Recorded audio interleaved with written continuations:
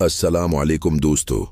आज हम आपके साथ एक दिलचस्प मौजू पर बात करेंगे, इस्लाम में बिल्लियों का मकाम और ख्वाबों की ताबीर। क्या आप जानते हैं कि इस्लाम में बिल्ली को पाक जानवर करार दिया गया है?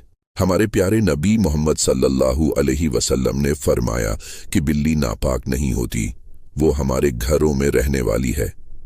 यही वजह है कि बिल्ली का जूठा पानी पीने में कोई हरज नहीं।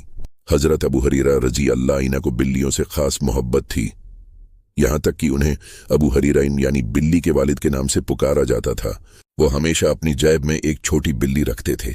इस्लाम हमें बिल्लियों के साथ रहम दिली का दर्स देता है।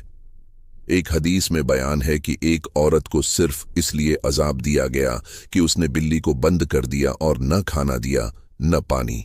दूसरी तरफ एक शख्स की मगफिरत कर दी गई कि उसने प्यासी बिल्ली को पानी पिलाया। अब बात करते हैं ख्वाबों में बिल्ली देखने की ताबीर की।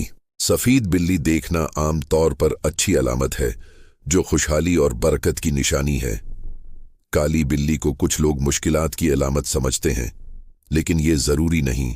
अगर ख्वाब में बिल्ली दोस्ताना है तो ये अच्छे दोस्त की अलामत है। दोस्तों, याद रखें कि बिल्लियां अल्लाह की मखलूक हैं और उनके साथ अच्छा सलूक करना हमारी जिम्मेदारी है। हमें चाहिए कि उनकी देखभाल करें, उन्हें खाना खिलाएं और मोहब्बत से पेश आएं।